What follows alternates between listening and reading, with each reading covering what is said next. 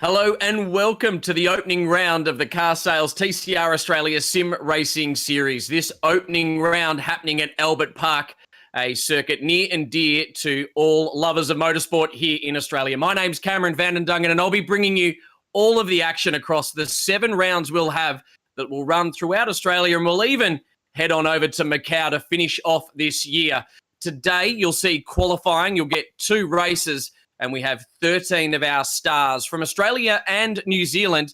And these are drivers you'll see taking part in real life. But tonight, and as part of this Sim Series, an inaugural TCR Australia Sim Racing Series, you'll really enjoy the action that we can bring you virtually. Lachlan Mansell will be joining me throughout the course of this coverage as well.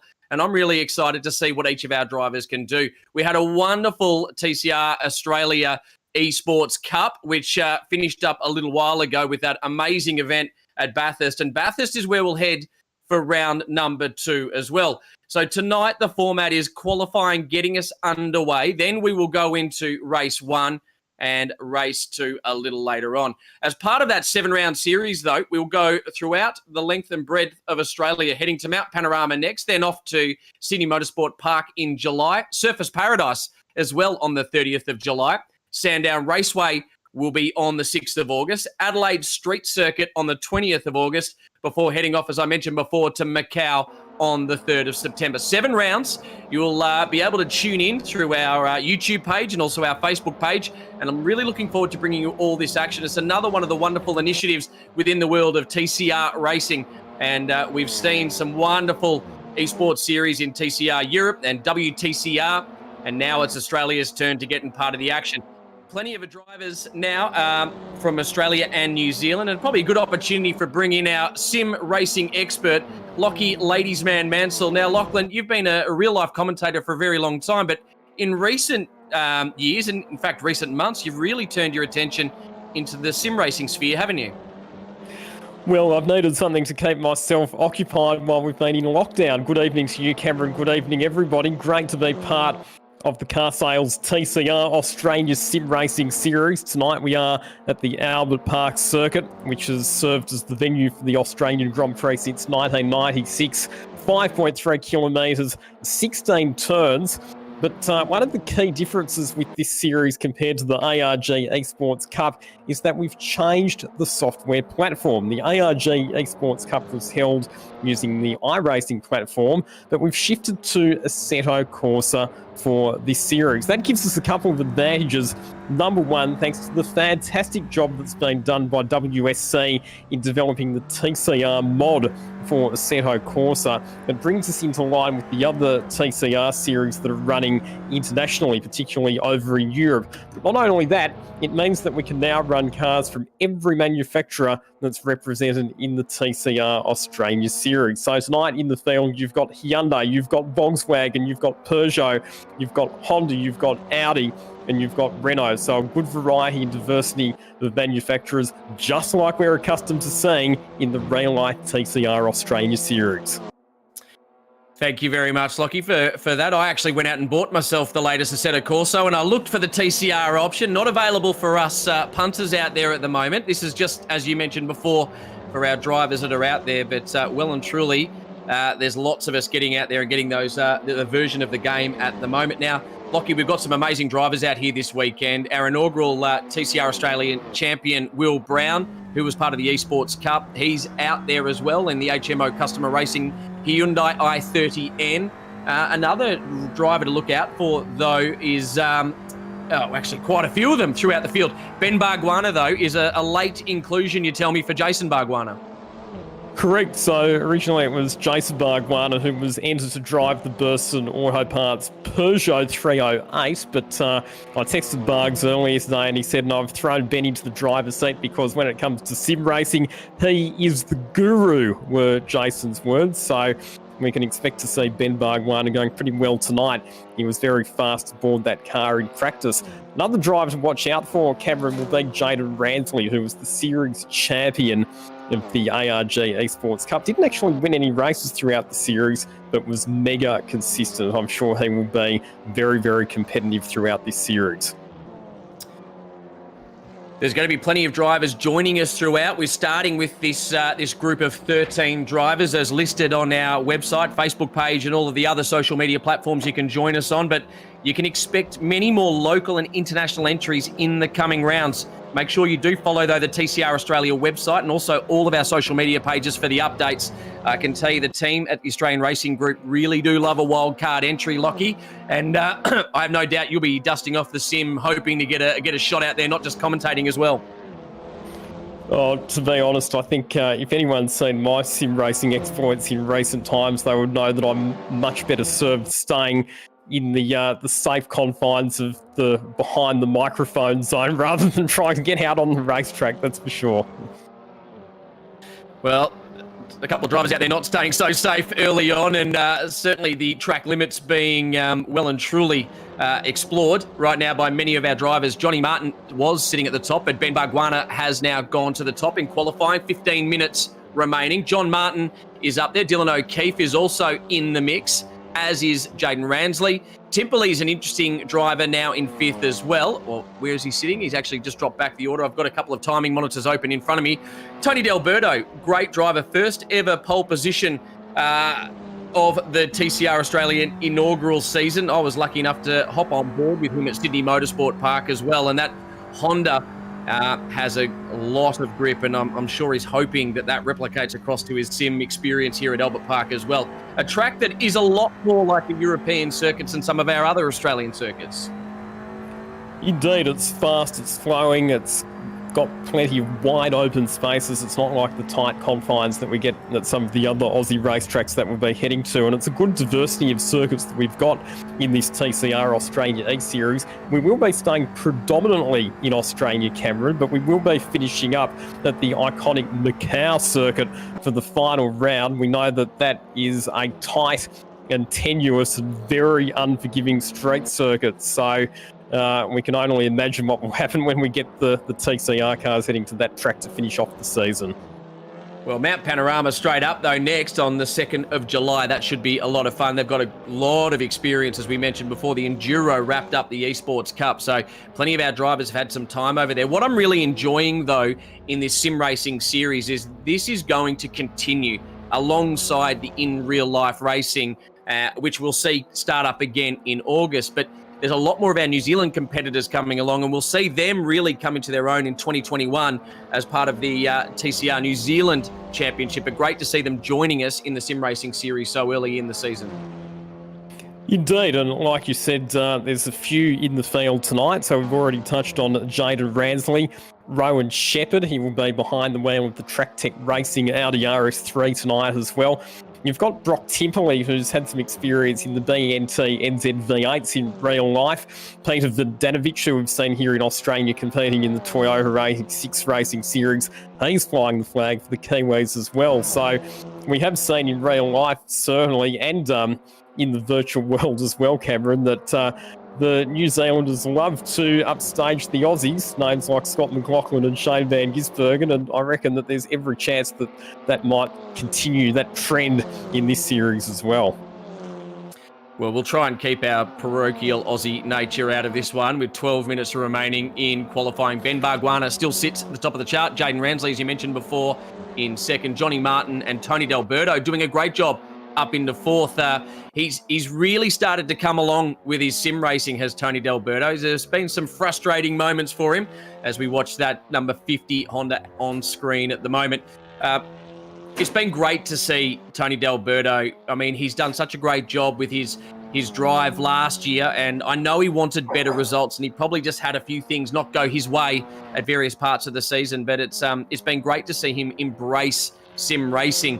It has been the domain of some of the younger drivers, and I know Tony won't mind me calling him one of the more experienced drivers, even though he's not old by any stretch of the imagination. But it's something that probably doesn't come as naturally as it has to some of the younger drivers, has it, Lockie?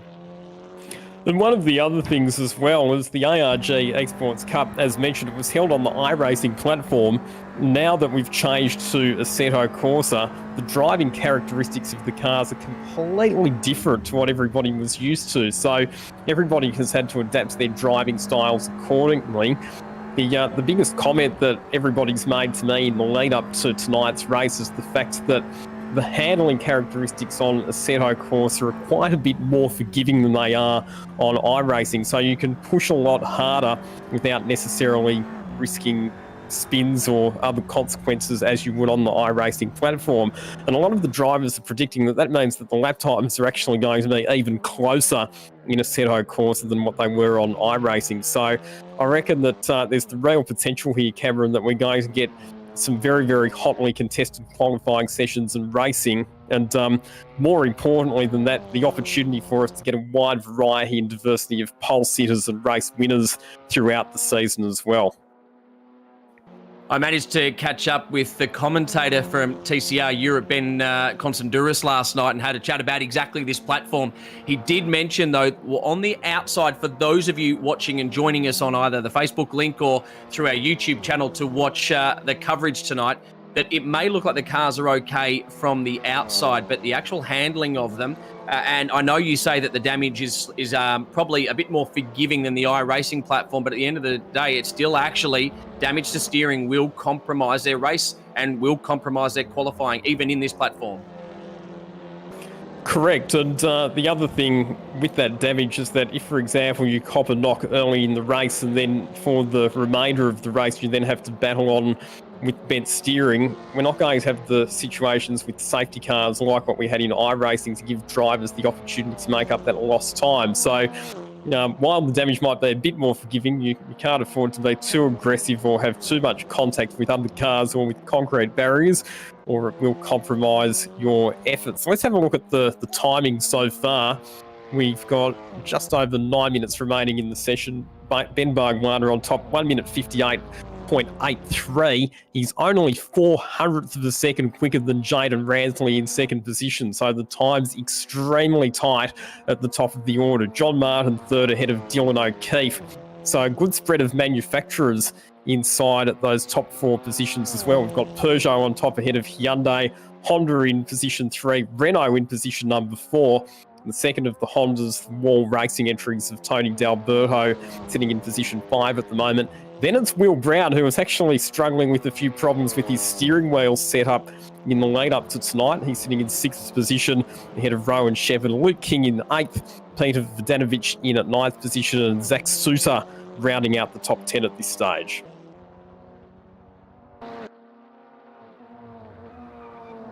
So qualifying critical in the virtual world, just like it is in real life. You really don't want to get caught up in any of the scuffles down into turn 1 at Albert Park, but more importantly, turn 3, the critical point that trips over so many drivers in the real world, as well as I'm sure we'll see tonight in this as well. It's one of the things you see on all the forums, Lockie, and we'll have quite a few sim races and quite a few console racers joining us for the coverage tonight. I know I'm now a member of just about every sim group there is online, and it just seems to be frustration early on getting caught up in scuffles and someone else's accident. And really, you want to qualify well just to get yourself above the fray and hopefully get a nice clean first lap and set yourself up for the back end of the race. Correct. It's a bit like real life motorsport in that regard, in that if you qualify in the cut and thrust of the mid-pack, it does leave you very vulnerable to getting caught up in incidents and getting caught up in damage. So, yeah, all the drivers will be highly motivated to qualify as high up the order as they can, that's for sure. One of the things in this qualifying session is tyre wear. So, in Assetto Corsa, just like other simulation platforms, there is tyre wear, and the drivers are saying that after about 4 laps, that's when you can really start to notice a drop-off in tyre performance. One thing they won't have to worry about in the races, though, is warming up their tyres. They have been granted the luxury of tyre warmers for this evening's races. So often we do see in real life, and I know that you'll be very much aware of this, Cameron, with your experience commentating the real life TCR series, that the cars do tend to be very skatey, particularly in the early laps with drivers trying to generate rear tyre temperature. Thankfully for them, it won't be so much of an issue this evening. Lockie, you're so kind. I thought you were going to reference a one-off stint I had in James Moffat's Renault last year, which I I can tell you, on cold tyres, these things are dynamite. On ice-cold tyres, they are undrivable. So these drivers in real life in a TCR car, and I have just as much respect for the virtual racers out there as well, they are very difficult cars to drive. They need professionals at the wheel, of which I am not, Lockie. You're a recreational racer who has had a bit of experience and success, but anyway, I'm interested to get more of your thoughts on that. What was it like, your stint in the real-life TCR car? my one lap where I literally went round and round and round. The cars are amazing bits of kit. They're actually quite roomy, a lot more spacious inside than you probably expect, and certainly compared to any race car I've driven before. So you actually felt like it felt more like being in a rally car, in an Australian Rally Championship car. So you've got a bit more room about you. I didn't have a paddle shift, so the Renault actually had a sequential box, whereas the Honda, for example, runs a paddle shift. I've been lucky enough to be a passenger, as I mentioned earlier, with Tony D'Alberto around Sydney Motorsport Park and see how they get hustled properly by a real driver. And there's Tony D'Alberto now on screen. And look, the differences in the cars are from what I saw, it felt night and day. The Honda just felt planted. The Renault was a bit more work. They're very difficult to drive, Lockie. I turned in at turn one on what I thought was 60% of what the car could do, and literally I lost the car on turn one at the bend. They are very difficult cars to drive. And Bruin Beasley, who actually ran the Gary Rogers Motorsport TCR program last year as well, when we were having a chat over a nice quiet beverage one night, had a good chuckle, and he thought I'd handle the car a bit better, but he said, yeah, they're not an easy car to drive at all. So that's your experience in the real world, but I'm also curious about your recent experience in the virtual world, because I have seen, Cameron, on social media some images of you and your family members doing a bit of sim racing. How's that been going for you? Oh, when you're locked down and you can't go to motorsport events, we've all got to do what we can, don't we? It doesn't matter whether you're at the top end of the sport like some of the drivers that are out there right now, or whether you're a casual observer on the couch like many other friends that we see. Was that Dylan O'Keefe just having a moment there out of, I think, turn 3, was it? So we'll keep an eye out as to... No, this is back around about turn 6, I think that was. So we'll keep an eye on that with 3 minutes 40 remaining.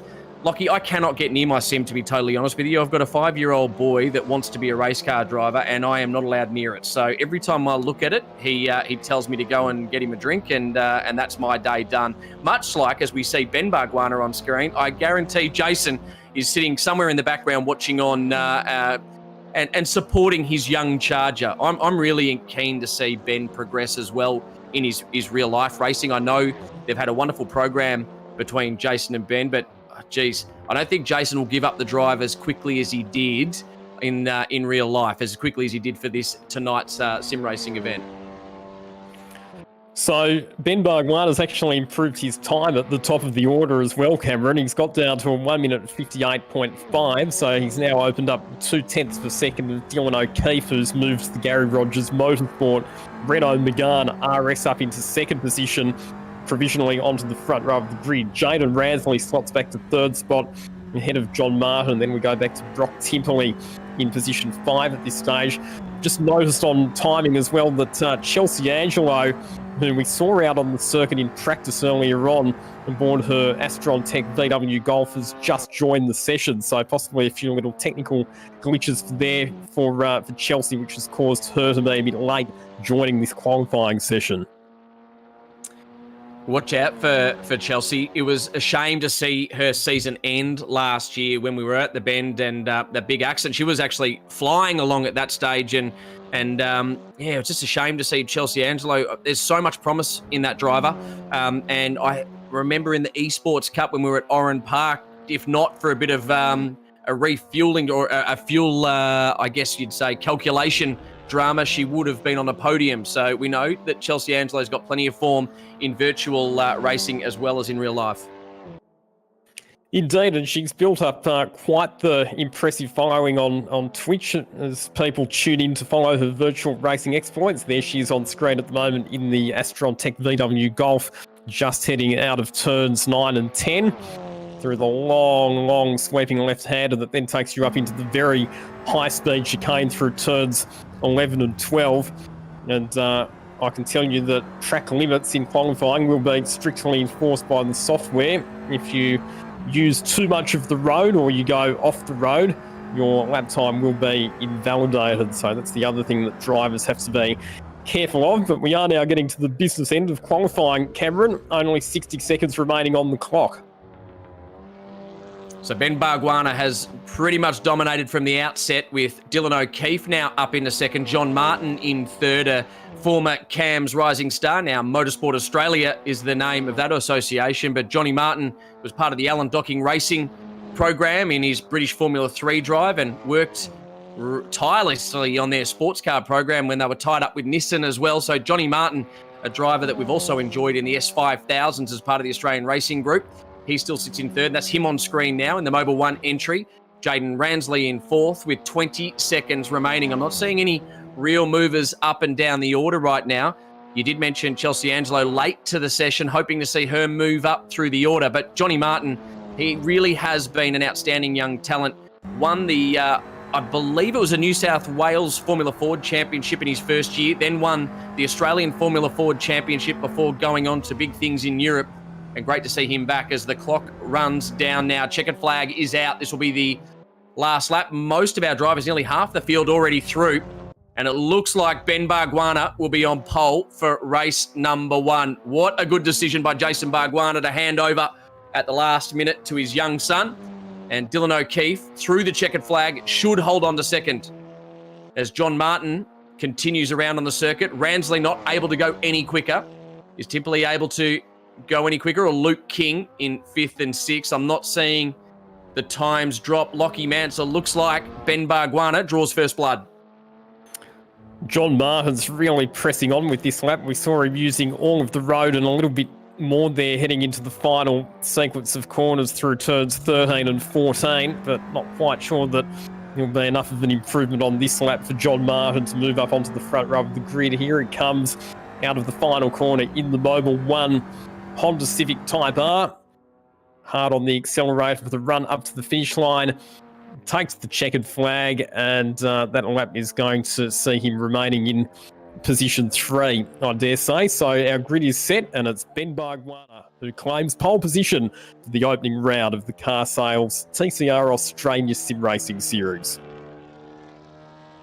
Well, we're away, aren't we, in the TCR Australia, well, the Car Sales TCR Australia Sim Racing Series. Albert Park qualifying now done. We've got races 1 and 2 to go. And if you've just joined us via YouTube, Facebook, or any other platform to see the broadcast of this inaugural race of this 7-race championship, we will be going around the length and breadth of Australia virtually. And then in the 7th round back in September, we will be heading off to Macau. But Ben Bargwanna, a late inclusion for his father, Jason Bargwanna, gets the job done. Johnny Martin tried hard late in that session, and Dylan O'Keefe certainly was pressing throughout, but Ben Bargwanna was the form of that session. Now we'll set up for race number 1. It'll be a few minutes of getting ourselves in order, and those results again will take you through. It was Ben Bargwanna on pole. Then Dylan O'Keefe, I should say, Johnny Martin, Jaden Ransley, Timperley, King, Delberto managed to get the job done to keep himself inside the top 6. And then we run through the rest of the order. Will Brown only able to get 8th, and Chelsea Angelo late to that session will round out our field. But we are not far away from that race. Lockie Mansell has been joining me throughout. I'm Cameron Van den Dungen, really looking forward to race number 1. They're going to have to get to Ben Bargwanna from the start. He was so quick on each of those laps and certainly kept himself well and truly as the favourite for race number 1. We'll have a chat to our 2 race winners at the end of tonight's broadcast. But right now we move from qualifying trim into racing trim, and we get set. As I said, it's only a quick 4 minutes between the end of qualifying and the end of race 1 before we get each of our next ones underway. The whole thing done in under an hour, and that's the way you enjoy it. So thank you again. Grab yourselves a water or whatever other refreshing beverage you'd like to have around Australia and around the world if you are tuning in at the moment. This is wonderful to see the Car Sales TCR Australia Sim Racing Series for the first time here in Australia. Is something that we will continue to enjoy whilst we go racing again in real life with our championship later, or I should say our series in August is when we'll get it underway, and we'll be finishing up in Tasmania in January 2021. before New Zealand gets theirs underway. But this is a great way to keep all of our drivers together, and many of the faces you'll see out here will also be out on track in August when we hit the track for the first time properly outside of our little adventure at Albert Park proper, which finished early on. So we now get set, Lockie Mansell, for what should be an exciting race number one. I'm not sure anyone's going to be able to head Bargwanna if he can get out of turn 3 first. Looking forward to this one because now that it's race time, we add in all of the variables, don't we, Cameron? We add in things like perception and spatial awareness of where you are relative to other cars on the circuit, which is not that easy in a simulator. And not only that, other factors that the driver's going to have to think about, like tyre management over the 11-lap race distance. So thoroughly looking forward to this one. It should be an absolute belter. And Lockie, your preparation for this one, normally you're pacing around a commentary box. What have you got, the pyjamas on today? Is that what we're commentating in? Oh, well, one needs to be as comfortable as possible, don't they?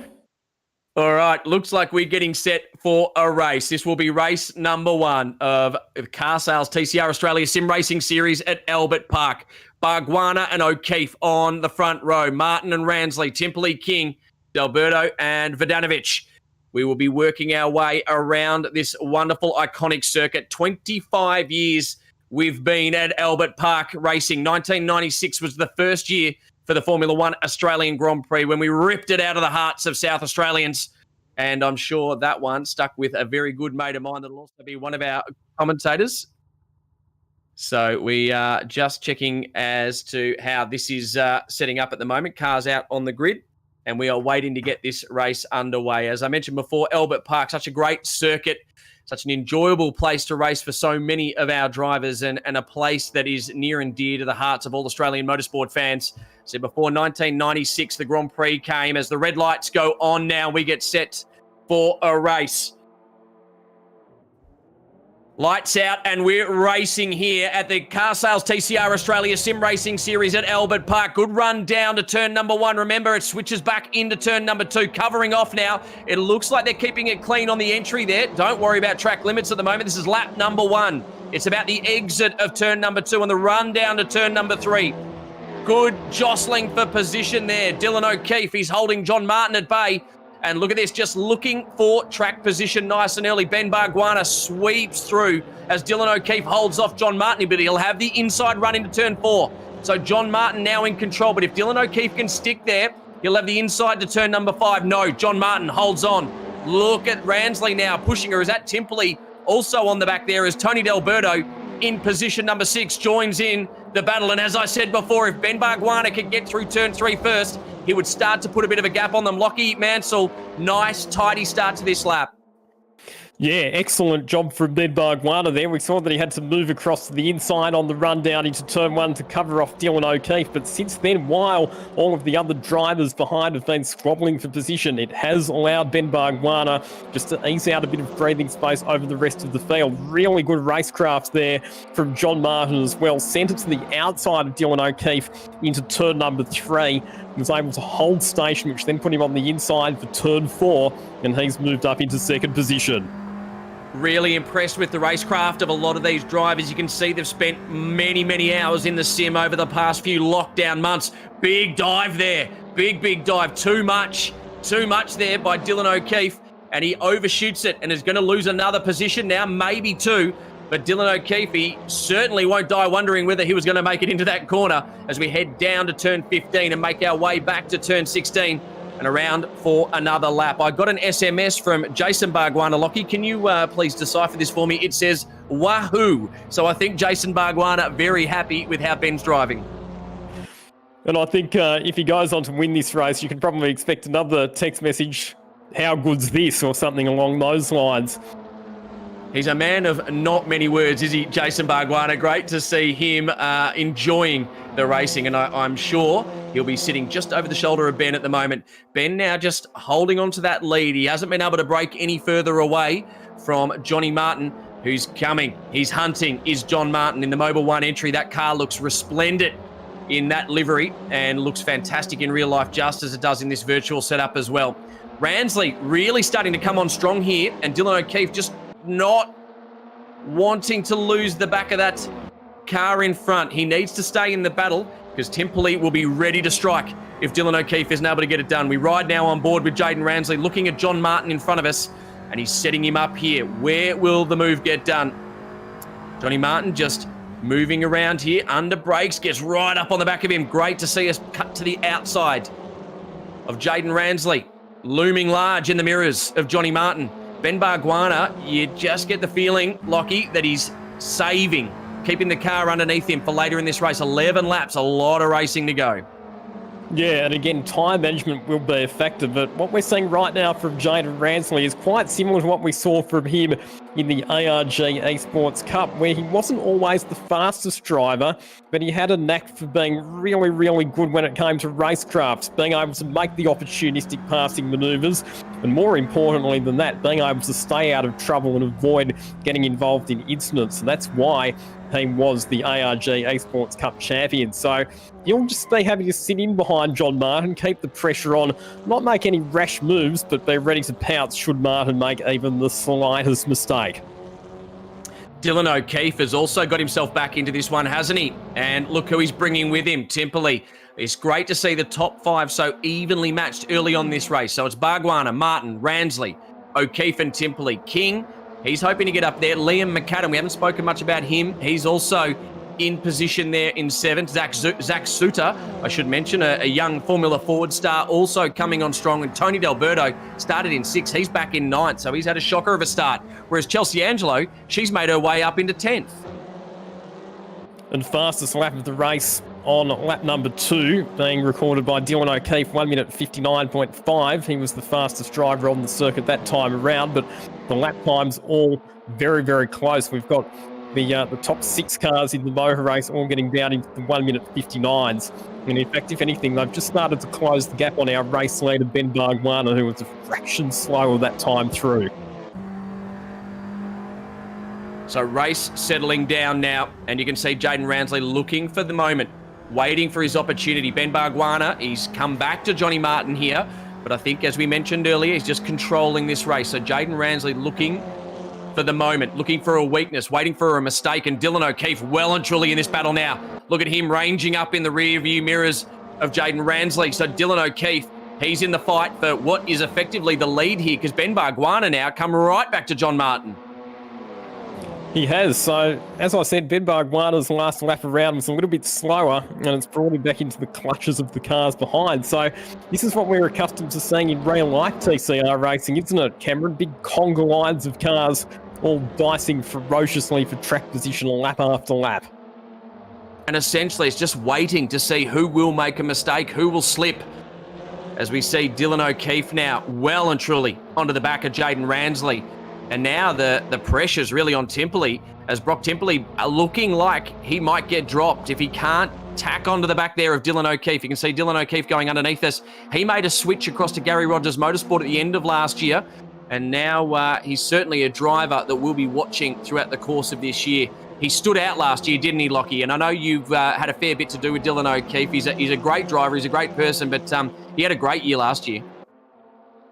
He did, and making the switch, like you say, from the Ash Seawood Motorsport Alfa Romeo through to the Gary Rogers Motorsport Renault Megane TCR car for the 2020 season, and looking to continue that strong form this year. Speaking of Ashley Seawood Motorsport, their driver Jay Hansen, unfortunately having to miss this round due to some prior commitments, but we will see the Ash Seawood Alfa Romeo Giulietta back on the track for the remaining 6 rounds of the series. So we approach the halfway mark. Well, I'll tell you what, we've got a bit more to go. Albert Park, a really interesting circuit, Lockie, and especially for TCR cars, not just TCR Australia, but this type of vehicle. I was really looking forward to getting to see them across a full race weekend. Unfortunately, that was cut short this year, but it's great to see them out there at the moment. I wonder how the tyre life would have gone over an 11-lap race in real life, or even a 10-lap race in real life. They'll really be torched by the end of this. As you mentioned in the lead-up, Lockie, the rear tyre temp is critical, but also maintaining that front tyre life is such an important part. When you look at these cars up close as well, you get an idea of just how little they use the rear brakes and how little they use the rear tyres. When you look at the size of the brakes, Lockie, and they are not even the size of a motorbike brake on the rear of a TCR car. It really is the front of the car that does all of the work, and the point that you made about the front tyres and conserving and managing the front tyres for an 11-lap race certainly rings true, because here at Albert Park you've got long, loaded corners that are going to put a lot of pressure on those front tyres. Should give a shout out at the moment, Lockie. I've been getting lots of messages from people out there. Sam Stratton, part of the HMO customer racing team, he's watching on, really enjoying the coverage tonight. So hello, Sam. I know you've got a new place you've just moved into. I hope you're enjoying everything that tonight has to offer and your area has to offer. But Lockie, there's plenty of people tuning in tonight, I know, amongst your platforms as well. You've really enjoyed your switch across to the sim racing community, haven't you? It's been fantastic, and it's opened my eyes to a whole other motorsport world which has really burst into prominence since the real life side of things has been on hold for a little while. But in terms of the professionalism with which sim racers approach their craft, it is every bit as impressive as what a lot of the real life drivers are. So, just like real life motorsport, there's interesting storylines and big personalities who've all got fascinating stories to tell. So, thoroughly enjoying my involvement in sim racing. It looks like we've got to move on a little bit further down the order into turn number 9. That's Zach Sousa getting his elbows out.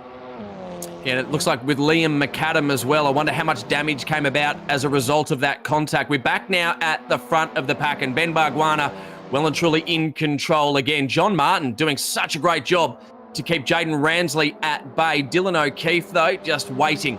He knows something's about to unfold in front of him.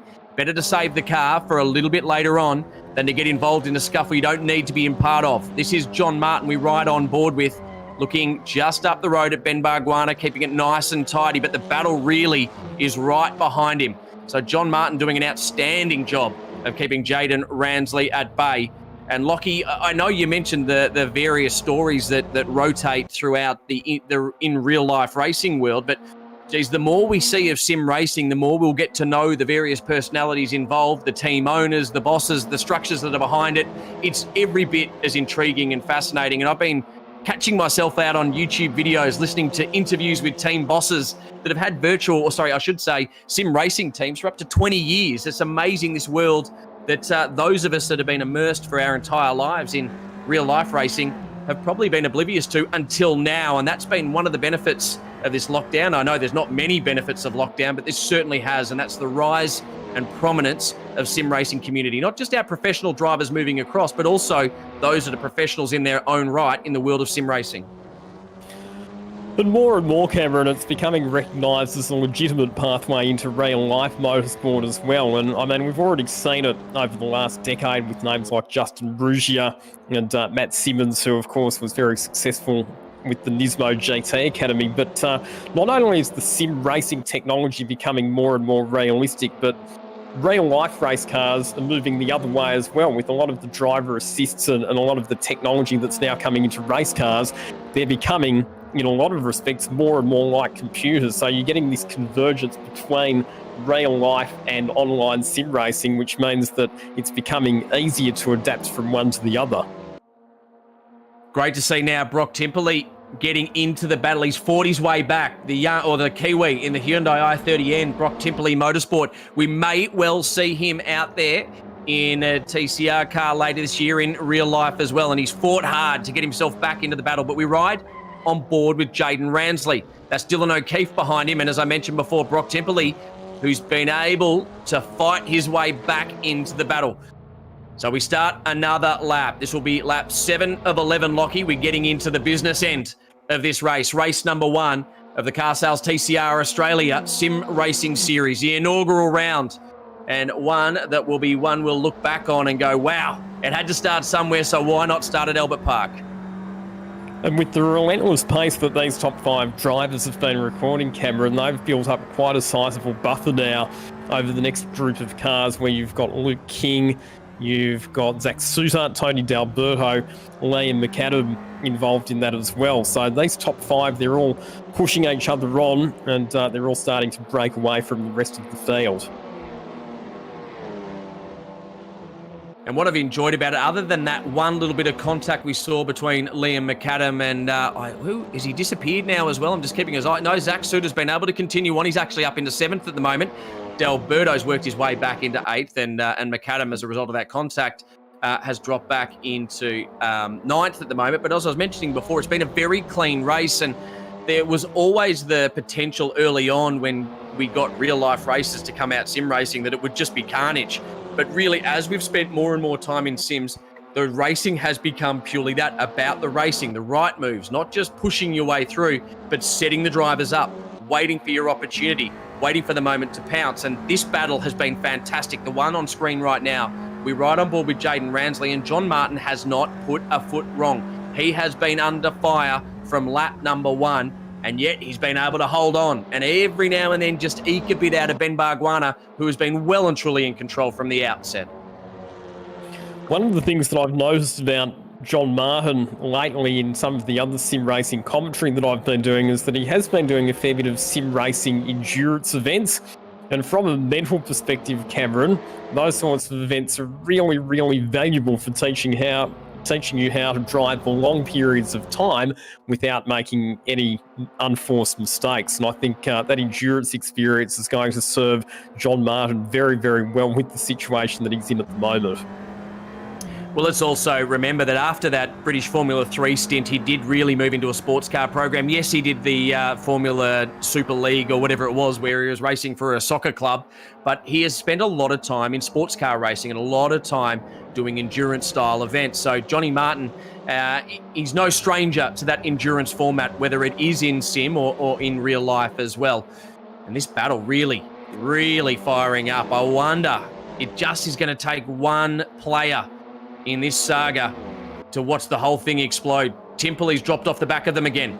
So it looks like Ben Bargwanna's turned up the wick. It's a bit like endurance racing if you're a fan of cycling or running, marathon running. It's all about knowing the time to go. If you're a fan of triathlon, another one, in that run leg, when do you kick? When do you go? Do you have enough under you? And that's what we're waiting for Ben Bargwanna to do. He is controlling the tempo of this race.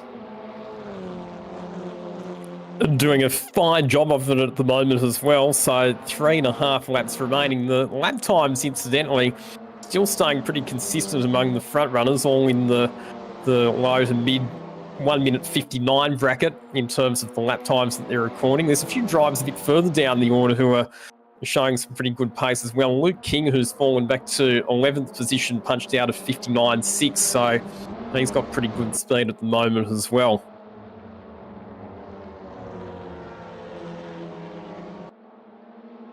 Intriguing, isn't it, Lockie? We haven't really been able to look at any other battles because the battle for the lead has been where all the action's been. Has Johnny Martin opened up a little bit here? I wonder if he propped himself. Has Jaden Ransley got a run on him through turn 16? It's a big run down to turn 1. And remember, it swings back to turn 2. So the critical moment here will be that run down to turn 3. If you can sweep your way through turn 1 and get a good exit off turn 2, maybe he'll get a run on Johnny Martin, but Johnny Martin very quick on entry to turn 1. And it looks like Dylan O'Keefe may even have a run on Jaden Ransley here. It narrows. It's almost like a funnel down into turn 3. Get out wide. It turns back on itself. If you haven't driven this circuit before, it's actually a very tricky corner, turn 3. Then you've got to get the rhythm through turn 4 and turn 5. Let it run out wide here. This is a very, very fast bit of circuit, turn 5. Keep your foot planted. Hopefully the car can run on with it. You don't want to run too wide, though. You'll lose a bit of adhesion. And then the run up to turn 6. So we watch now. As the tyres are wearing down as well, Cameron, particularly through those high speed corners, the drivers will start to notice the front of the car pushing wide as they start to experience a bit of understeer. Only a couple of laps remaining. There's many people glued to their screens at the moment. Will it stay like this? I don't think it will. Look at this. Ransley having a look. He looks to the inside of Johnny Martin, not able to get it done. There's only one line through this part of the circuit. That would have been very brave. It would have probably ended both of their races, and that's exactly what Dylan O'Keefe's waiting for, sitting back in fourth at the moment. So Johnny Martin, he's back in control again. He knows he's got the car control. He's happy with where he's at. Tucked in behind Ben Barguana, another driver who spent a bit of time in Formula Ford. You'll hear that category mentioned so regularly as an early part of the career for so many of our drivers. Johnny Martin now very close to Ben Barguana. Through turn 15 into turn 16. Again, a critical corner here. Barguana good off the exit. Dylan O'Keefe runs a bit wide on the exit of turn 16. And we go again. 10 of 11, Lockie. We're winding down now. So time running out. So if any one of these drivers want to make an overtaking manoeuvre, having spent the last 9 laps sizing up the strengths and weaknesses of their opposition, now's the time to put your foot forward and go for it. Interesting as well, I think a couple of laps ago we might have seen Brock Timperley just making a bit of a mistake because he's actually drifted well back to 10th position, so right out of the lead pack.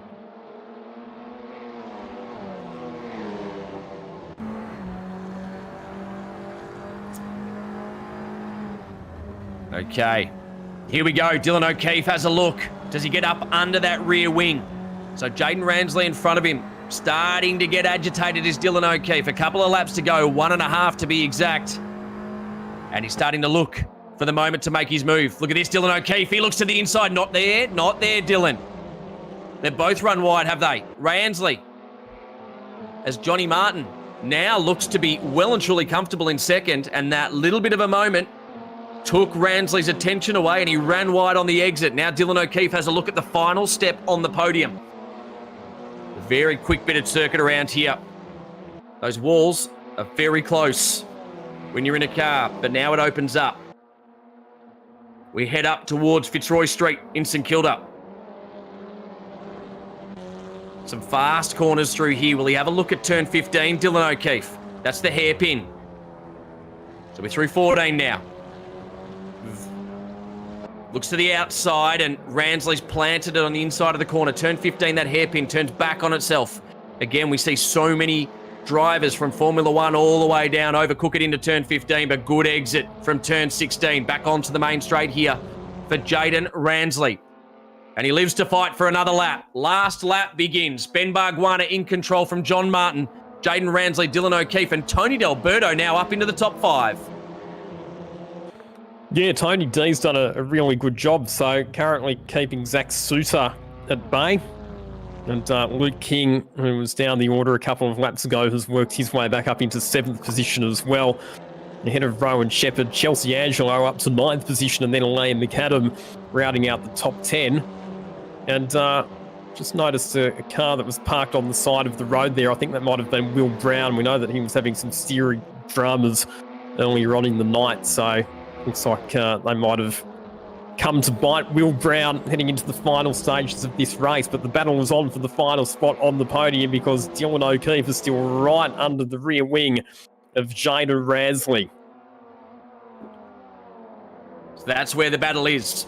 It looks like first and second, barring a catastrophe, are locked in. They're etching their names on the first race win as part of the Car Sales TCR Australia Sim Racing Series.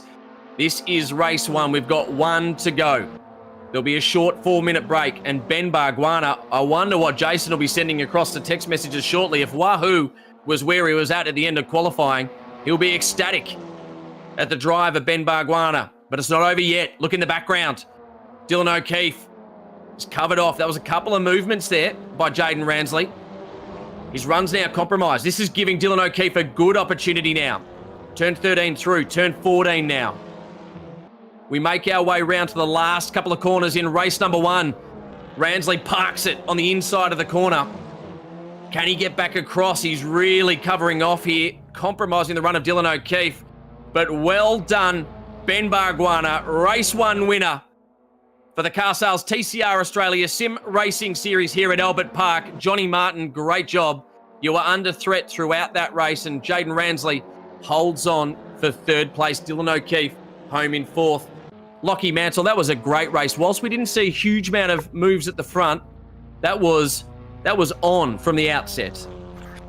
It was, and it was a high-quality demonstration of driving from all of those top four drivers, because none of them really put a foot wrong right throughout that race, even though the pressure was extreme and that they were separated by hundredths and thousandths of a second in terms of their lap times for most of it. So really, really classy performance there from the top four.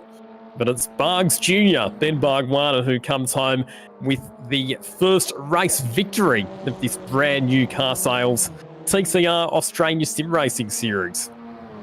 Yeah, it was really impressive, Lockie, that Ben Bargwana drive. He was in control from the outset.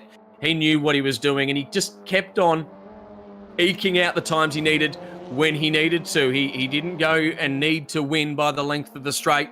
He did enough. He kept the car underneath him, and it was a very, very smart drive from Ben Bargwana.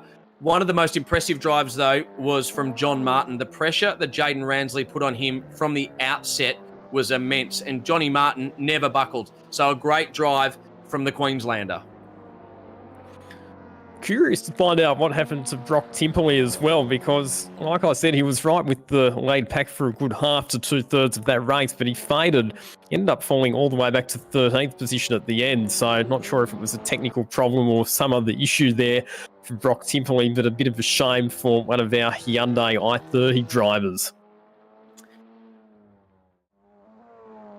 So what a race that was, race number one as part of the Car Sales TCR Australia Sim Racing Series. We've got another race coming up shortly, and it was Ben Bargwana who was the dominant force throughout that race, but wasn't exciting all the way throughout. We had a battle for the lead in the top 5 cars throughout. Brock Timperley dropped away right at the end, but Dylan O'Keefe, he threw everything at Jaden Ransley, as did Ransley at Johnny Martin, and Johnny Martin did what he could to hold on to Ben Bargwana. Sorry to all the other drivers that were out there. I'm sure there were some amazing battles, but when it's that good at the front, we just have to stay with the action. Some notable performances as well. Tony D'Alberto, he dropped back as far as 9th and then worked his way back into the top 6. Chelsea Angelo, she made her way halfway up through the order and started out of a position about 13th, and I think she was about 7th or 8th by the end of it. So a great job from Chelsea Angelo as well. There's more to come. Remember, we've got race number 2. I'm Cameron Vandendungen, joined by Lachlan Mansell. All the action here ahead of race number 2. We'll have a chat to our race winners from race 1 and race 2 at the end of this race number 2. Thank you for joining us wherever you are in the world, wherever you are around Australia or New Zealand as well. We thank you for joining us. This is going to become a big part of our year as we continue throughout July, August, and even into September with the Car Sales TCR Australia Sim Racing Series. What a wonderful virtual studio we're in here as well. So thank you to all the crew behind the scenes that have put this together. It's great to be involved as part of the TCR family. We know this happens as part of TCR Europe and WTCR as well, as we get those official results from race number 1. But great to have it here in this part of the world for Australians and New Zealanders. So thank you again for everyone joining us. Race number 2 about to get underway very shortly, and the order will remain as it was earlier. Lockie, I know you're looking forward to race number 2 as well. I am very much looking forward to it, Cameron, but just having a look at the grid, I think you'll actually find that there's an inversion format for this second race. So just to mix things up a bit, we're going to start our front runners, or our drivers who did well in race 1, at the rear of the field, and they're going to have to work hard to fight their way through. Well, that's what you do. That's what happens when you don't go to the pre-production meeting, Lockie. You end up making a bit of a kerfuffle of it all. But don't worry, it won't be the last time I do that, Lockie, as we get ready for an inverted grid. There'll be plenty of racing action, and I can imagine, Lockie, this one's going to be on from the outset. Indeed it is, and certainly for the drivers who were so fast in race number 1, like Ben Bargwana and John Martin, Dylan O'Keefe and Jaden Ransley, it gives them a challenge now, because they're going to have to fight their way through all of that traffic. But for the drivers who maybe had some technical problems or finished a bit further down the order in race 1 than they would have liked, like Will Brown and Brock Timperley, it gives them a second chance, doesn't it? And in fact, my money for this race, Brock Timperley, the pace that he showed in race number 1, if he can make use of the clear track, or the relatively clear track that he'll have at the start of this race, and can build an advantage while all of the other fast drivers are battling their way through, he could end up being in a very, very good position. We're waiting now. All cars in position on our grid. Not far away from a race start. The messages are now starting to fire through again. Is this another one from our good mate, Bugs? I can't actually put that one on air, even though we are online. Bugs, thank you, mate. I appreciate that, but I won't be reading that one out for all of our fans out there. Huge thank you to all of the sponsors on board. Car Sales in particular, our naming rights as well, the Australian Racing Group. So much action coming up throughout the course of this year. We're back in real life in August, but between now and September, we've got all of our sim racing series to look forward to. Our drivers put on a great show for us in race number 1. What have they got in store for us? Can Ben Bargwanna fight his way through a grid? He did it in qualifying, and he got it done in race number 1. Can he clean sweep here the weekend at Albert Park? We wait in position, Lockie. I know there's so many drivers that are just waiting for their opportunity to get out in front. Dylan O'Keefe will be looking to make up for it with a podium. Johnny Martin may want to break through for a race win here as part of the Sim Racing Series. As I mentioned before, we'll head off to Mount Panorama next on the 2nd of July, Sydney Motorsport Park on the 16th of July, Surfers Paradise as well, and we're waiting out for the red lights to go on, and when they're off, we'll be away and racing in race number 2. All lights on. And we're racing at Albert Park. Race number 2 of the Car Sales TCR Australia Sim Racing Series. We have an inverted grid. Looking to the top now, Liam McAdam sitting there. Chelsea Angelo sitting in 3rd as well. The look to the inside, turn number 1. It'll get congested down there. Rowan Shepherd also up inside the top 4. He's now made his way up into the top 3. Verdanovic, though, he's out in front. Liam McAdam still in 2nd. Turn 3, the critical point. There's contact back there between Angelo and Suter, I think it was. As we make our way down to turn 3, more contact as McAdam hung out to dry down at turn 3. And was that Rowan Shepherd that's just been fired off the track into the kitty litter down there? Liam McAdam holding on to 2nd, but Verdanovic is able to just break the back of them a bit here as McAdam and Angelo. Suter, O'Keefe now. O'Keefe's done a great job to get up into the top 5. Let's keep it tidy, drivers, as we make our way through turn number 6 now and head to the back part of the circuit around Albert Park. Jaden Ransley up into 7th. Johnny Martin also in the mix there as well. And Ben Bargwanna, lots of work to do. Great start from Peter Verdanovic, but as you said there, it was Rowan Shepherd that got turfed off the road. I think he was embroiled in a bit of a battle there with Liam McAdam. The 2 cars made contact, and it was Verdanovic, Rowan Shepherd, I beg your pardon, who got fired off to the side of the racetrack at turn number 3. Some really good racecraft from the likes of Dylan O'Keefe and Jaden Ransley to make up a bundle of positions in the first half of this opening lap. As we say, the battle is on for 2nd position, side by side. Liam McAdam and Chelsea Angelo on the run down into turn 13. Chelsea Angelo made the right call, but she nearly got turned around for it. In fact, she did. She's been put into the wall, and I think that may have been, well, I'm not sure. I'm not going to make a call just yet, but Chelsea Angelo, I believe, just helped into the wall. Or was that Tony D'Alberto? We've got cars firing up and down the order all throughout our timing monitor at the moment. No, there's Tony D'Alberto. He's in 6th place. So don't worry about the timing monitor. You can see him there, the number 50 Honda of Tony D'Alberto. But we're back to the front of the field. Verdanovic. He sits out in front at the moment. So he's done it from the outset. Now Verdanovic in a Hyundai i30N for Racing Sims New Zealand. He is a Kiwi. We won't hold that against him as we look to Liam McAdam now in 2nd.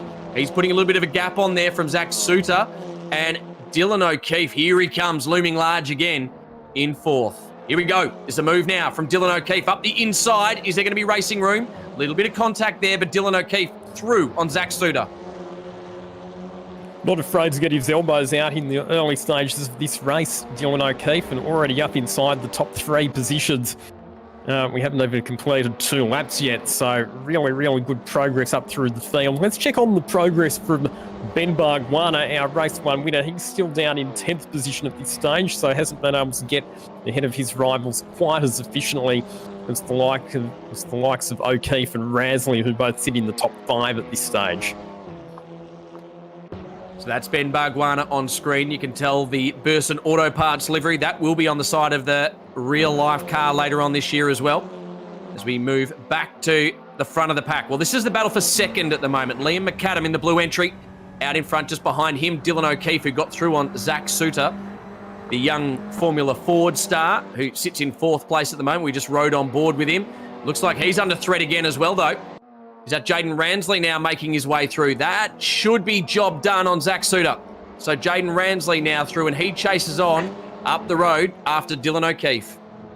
Zach Suter not giving up though, and looks to do the switch back down the inside of Jaden Ransley, but the HMO Customer Racing Hyundai shuts the door as O'Keefe goes for a move down the inside of Liam McAdam at turn number 15. Not quite able to do so. We'll look to try and switch back and get the better run onto the main straight coming out of the 16th and final corner. It will be a drag race between the McAdam Audi and the O'Keefe Renault heading down into turn 1. And a look at Jaden Ransley looming large behind these two drivers. He'll be looking to try and capitalise as well. O'Keefe finally manages to get the job done on McAdam.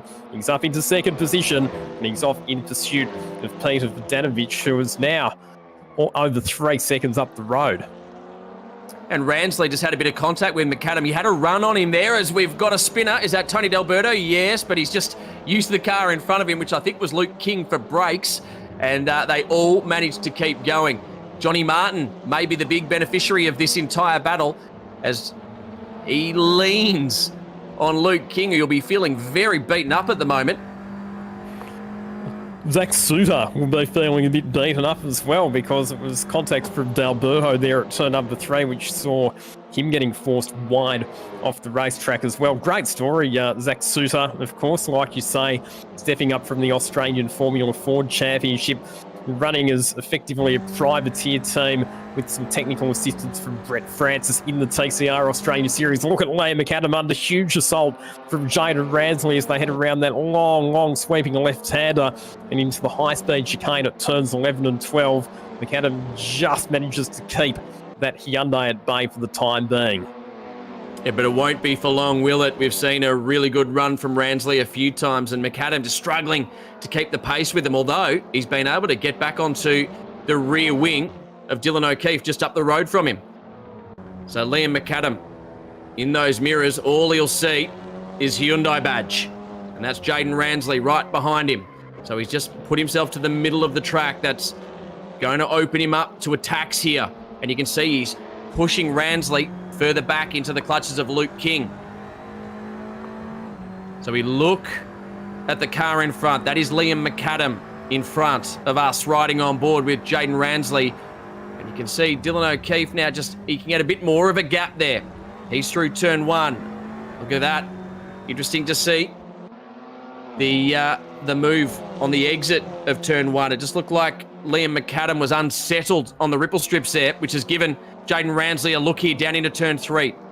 Get the car stopped. Remember, it's a very tight turn. It turns back on itself, so you can't go too skinny there because you really do compromise your run through the very fast turn 4 and turn 5, which sets you up for the back part of the circuit. And Luke King, he's ever closer now to the back of Jaden Ransley. Easy to spot, isn't he, Luke King, with that multicoloured VW Golf, and while McAdam and Ransley have been battling, Luke King's been able to make up some time on both of them.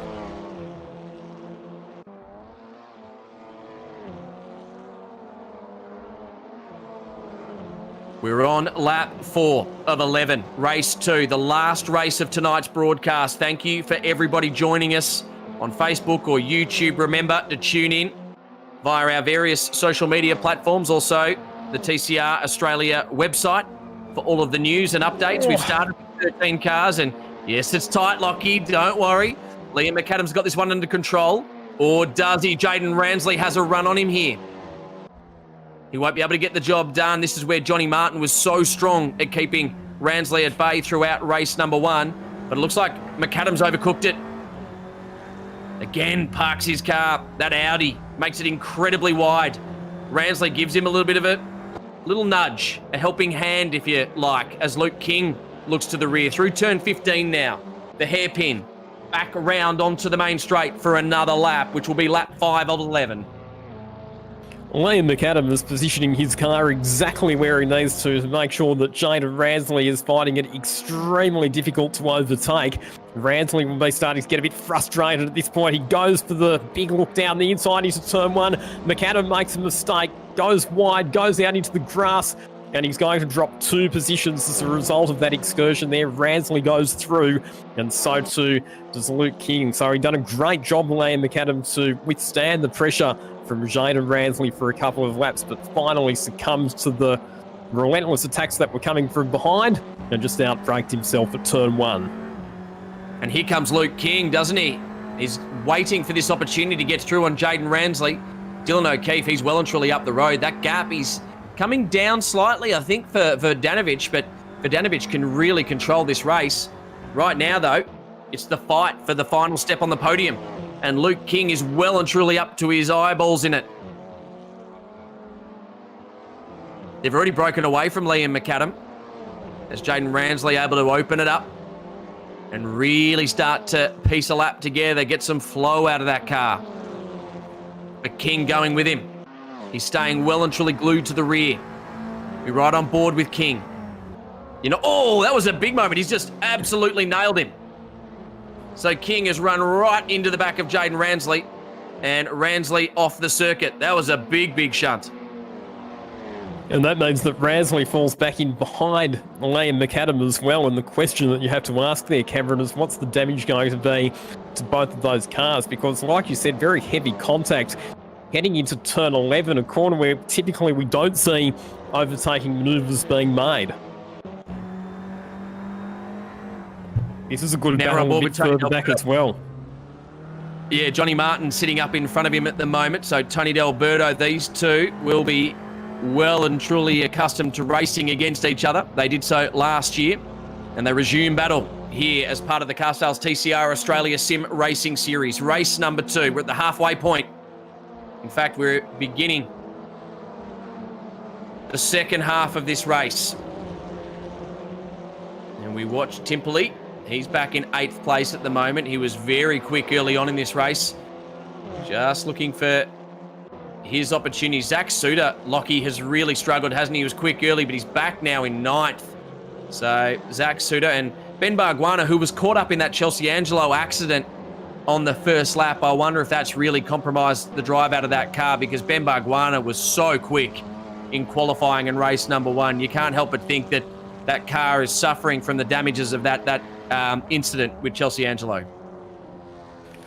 Well, I can't help feeling that you're right there, Cameron, because like you say, we know that the Barguana car's got a lot more pace than what it's showing at the moment. So at the moment, poor Ben is having to just limp around and probably try and salvage some points, as we see Liam McAdam and Jaden Ransley resuming their battle, albeit a spot further back than where it was before. It's now the contest for positions 4 and 5, and Ransley with a big run on McAdam as they head to turn 11. They'll go side by side into this fast left-right chicane. It always makes me nervous when I see cars running door to door through there, because it is such a high-speed, committed part of the racetrack. And once again, it's Liam McAdam who manages to keep that Hyundai at bay. Oh, there's a lot of feeling in this one, isn't there? A bit of niggly aggro going on out on track at the moment between Jaden Ransley and Liam McAdam. There's a bit of brake testing going on as well. We don't know what's happening out here at the moment as Ransley gets the inside run now down into turn 15. This is getting ugly now, Lockie. This one's about to explode as Johnny Martin and Tony D'Alberto buy in on the action, and Ransley really putting some dents on the rear bumper of Liam McAdam. I think they're taking it personally, this battle, that's for sure. John Martin might be the driver who's really well placed to capitalise here, as again we see McAdam driving it to the inside of the road. He gets into the side of Jaden Ransley. They both go off the track. Somehow, Liam McAdam rejoins the circuit, still managing to stay ahead of that battle group. Lockie, Johnny Martin did that one. He pushed Ransley into McAdam, and now Johnny Martin gets his own medicine back as McAdam pushes him off the circuit. This is great. I tell you what, this one is the one you'd want to get behind the garages after a race of at the circuit, because this would be one very interesting paddock at the end of this race.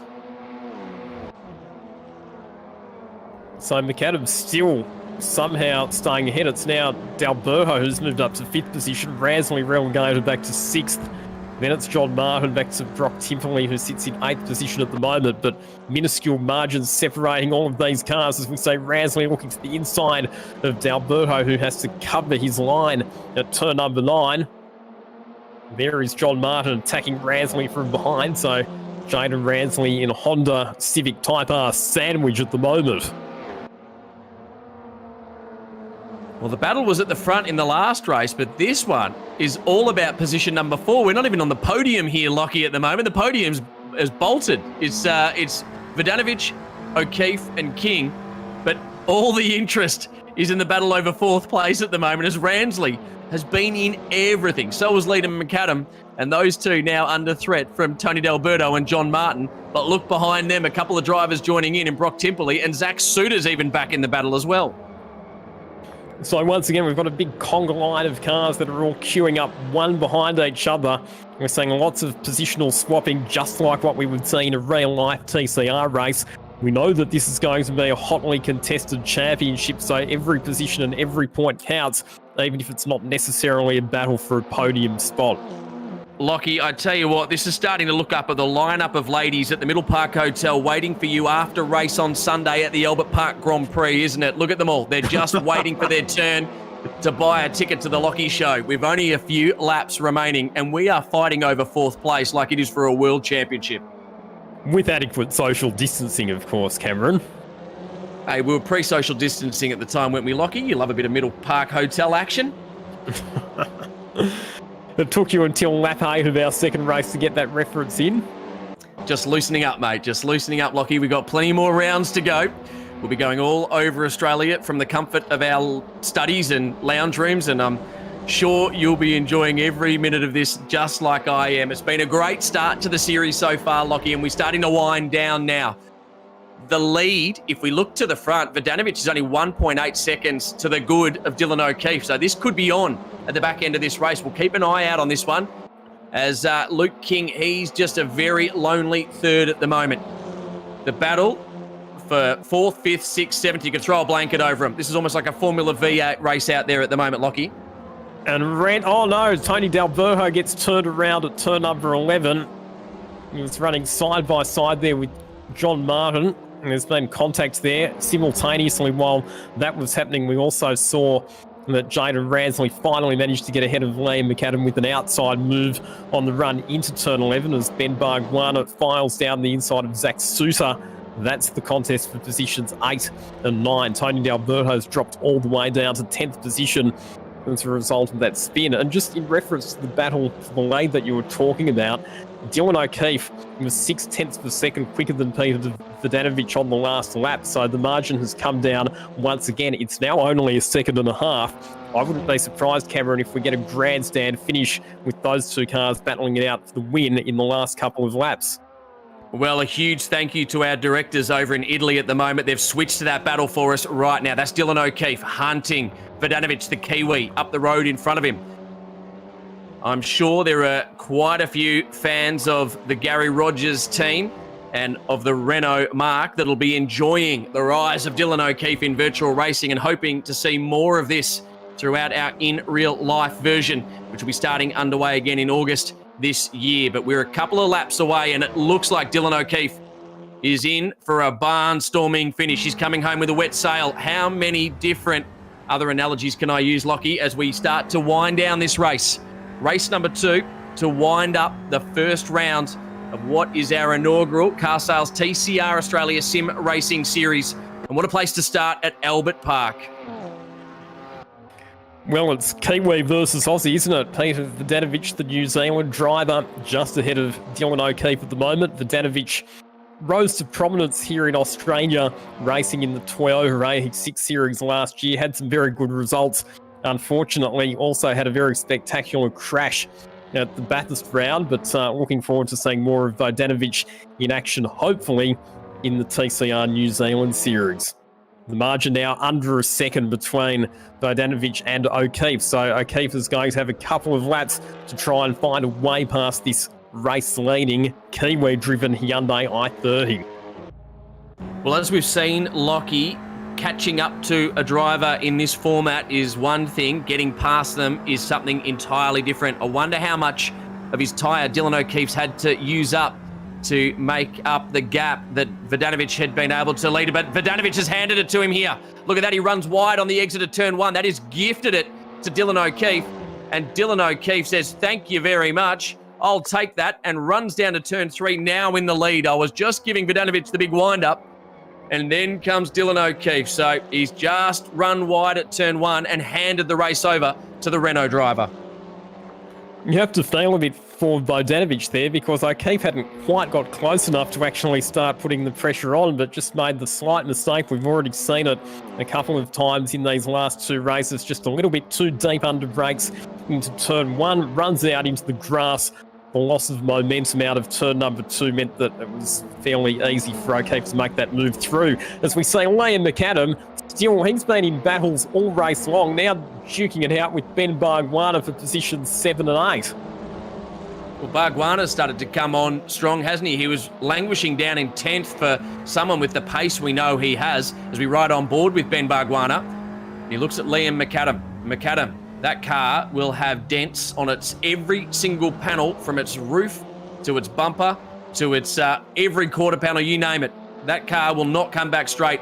Neither does it look like Ben Bargwanna's. He's starting to get a bit of a short back and sides as well. Brock Timperley in there as well. And Luke King will be coming back going, geez, that was a leisurely drive for me, while everyone else is coming up beaten. Oh, and Liam McAdam off the road at turn 11. Once again, that was a big hold your breath moment with cars running side by side through there. Zach Suter takes advantage of Bargwanna running a bit wide to slip up the inside into 7th position. Oh, as Brock Timperley goes wide and runs it off the racetrack at turn 13, and will lose a few spots in the process of that one. Heading towards the last lap. In fact, Dylan O'Keefe just starts the last lap, whilst the drivers on screen make their way through turn 16 for the second last time. This is your race leader. He really put in the hard yards on that first lap, Lockie. He went and cut a swathe through the field and put himself into a wonderful position. And Dylan O'Keefe, while we were watching that battle over 4th, 5th and 6th, he put his head down and really ate into that lead that Vodanovic had. And when the pressure came, Vodanovic just wasn't able to withstand it. And Dylan O'Keefe now, on the last lap, is well and truly in control. So just doing a bit of rough mental arithmetic here as well, Cameron, and I believe that 4th in race 1 and 1st in race 2 for Dylan O'Keefe could well be enough to see him come out of this round as the overall championship leader as well. We'll let our ever hard-working officials do a bit of number crunching with the points after the race, but provisionally, I think you would have to say that Dylan O'Keefe's looking in a pretty strong position as far as the championship picture goes. Yeah, from the outset, absolutely. Ransley had a good, solid first and second race. He's still sitting in 4th at the moment, as did Johnny Martin, but that race win for Dylan O'Keefe will certainly do wonders for him early on in this championship run for the Sim Racing Series. So Dylan O'Keefe, we ride on board with him. He fought hard and just narrowly missed the podium at the end of race number 1.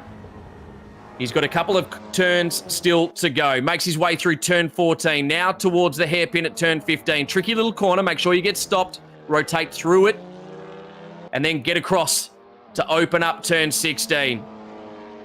He missed the podium in race number 1, but Dylan O'Keefe wins race 2 of the Car Sales TCR Sim Racing Series here at Albert Park.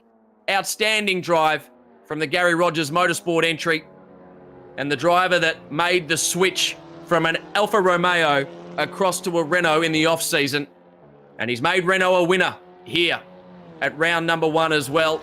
So a wonderful drive from Dylan O'Keefe. And a great spread of results there as well. Peter Vodanovic coming home in 2nd position, and Luke King getting up to 3rd spot.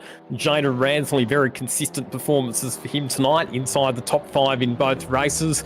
And Ben Bargwanna must have had a really, really good final lap, because he's actually made it up to position number 5 just before the checkered flag there, ahead of Zach Suter, John Martin, back to Brock Timperley, Liam McAdam, who was in the thick of the action all race long in that one. And then Tony D'Alberto, who we saw having that quite spectacular spin at turn number 11, managing to finish inside the top 10. Well, that was a wonderful race. Lockie Mansell, thank you, mate, so far for 2 wonderful calls with me as well. We'll hopefully have a chance to chat to both of our race-winning drivers in Ben Bargwanna and also Dylan O'Keefe shortly.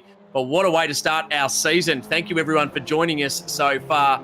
We had 2 different winners from 2 different teams and 2 different marks across our 2 races. We head off to Bathurst next for the next round, which will be taking place on the 2nd of July before we head off to Sydney Motorsport Park for the 16th of July, I should say. Then we head over to Surfers Paradise, or up to Surfers Paradise, depending on where you are in Australia or in the world.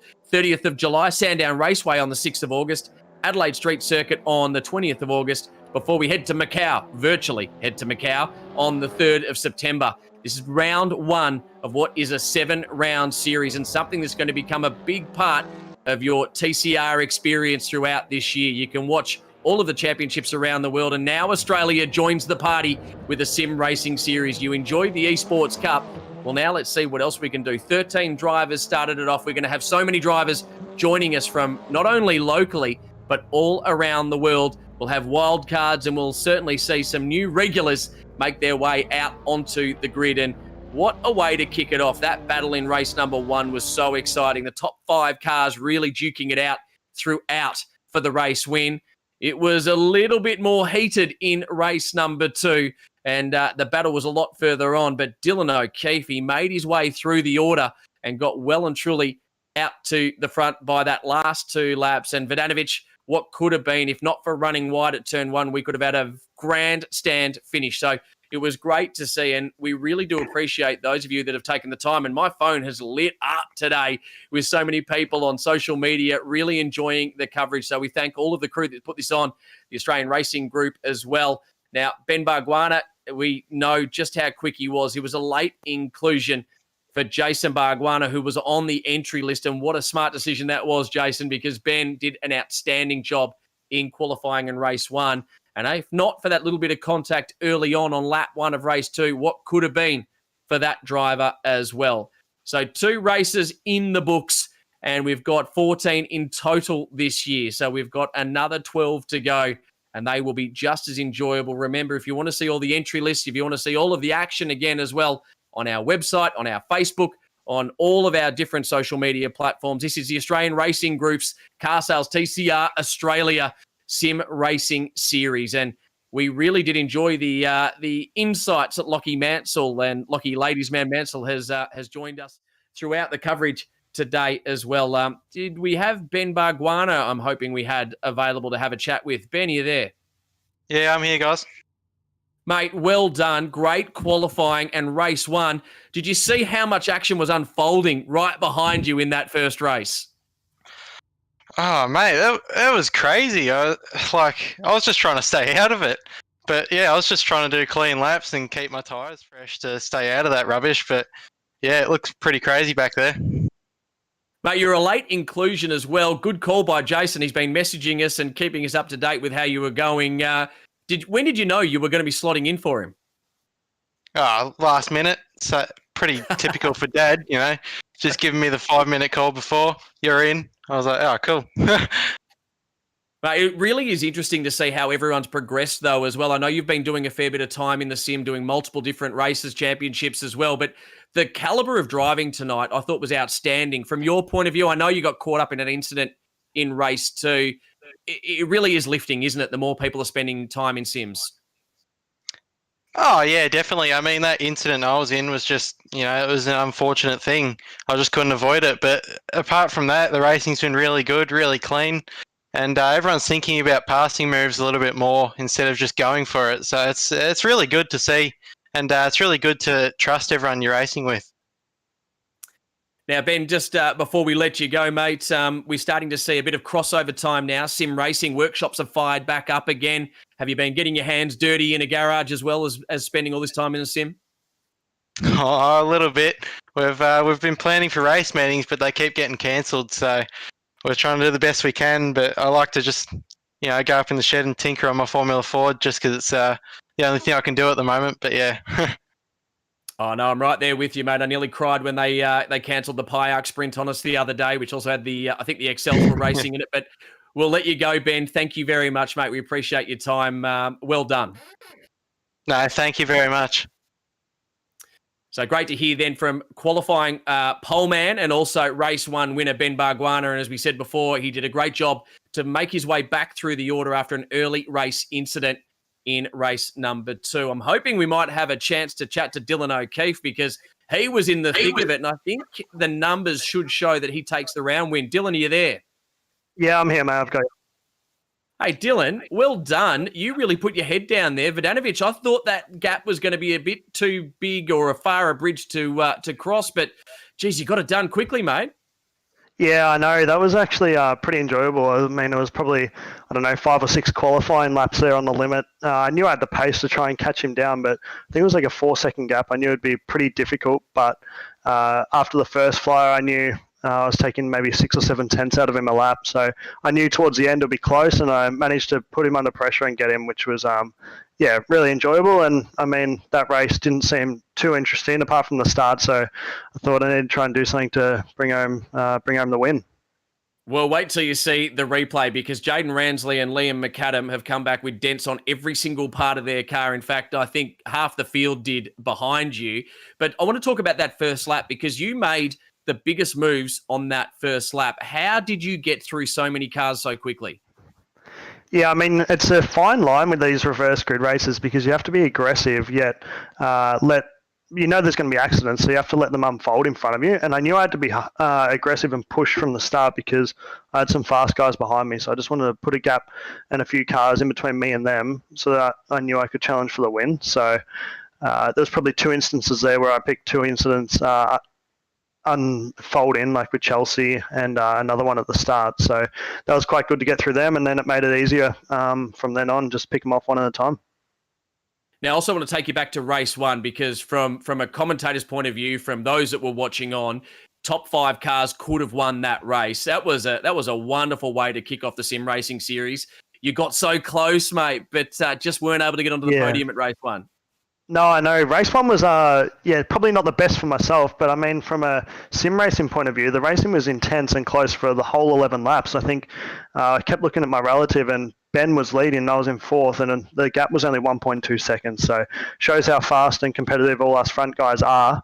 And there was nothing in it. So I was sort of kicking myself after making that dive bomb on John Martin at the start. So anyway, it was good fun, and that was good for everyone to watch, I hope. And it was nice and clean. Yeah, well, that's the last one I'll leave you with as well. And I mentioned to Ben Bargwanna before as well, the caliber of driving in sim racing tonight on show was exceptional. From a driver's point of view, it's obviously very different to how we see it on the outside. You must have been very happy with the caliber of driving and also the cleanliness of the racing.